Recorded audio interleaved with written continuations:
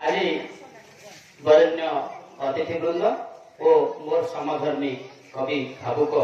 तथा जगन्नाथ प्रेमी भक्तगण जे प्रभु कलामुख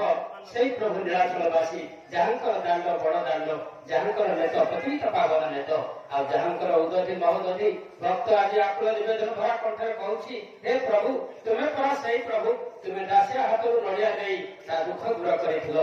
तुम्हें परा सही प्रभु सबरी ठारे अईठा कोड़ी खाई ता दुख मध्य दूर कर तुम्हें परा सही प्रभु कुरुक्षेत्र में द्रौपदीर आकुल निवेदन शुणी ताकू कोटी वस्त्र दे तार लज्जा निवारण कर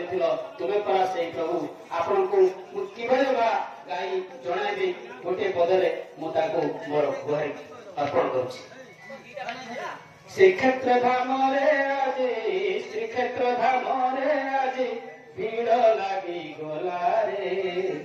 गोविंद हरे बोल माधव हरे गोविंद हरे बोल माधव हरे श्रीक्षेत्र धाम रे आज श्रीक्षेत्र धाम रे आज भीड़ लागी गला रे गोविंद हरे बोल माधव हरे सेही ब्रह्मा सेही विष्णु सेही महेश्वर चतुर्मूर्ति दारु ब्रह्म अवतार केते दुखी केते रोगी केते पापी केते दुखी रोगी तड़ी गले रे गोविंद हरे बोल माधव हरे गोविंद हरे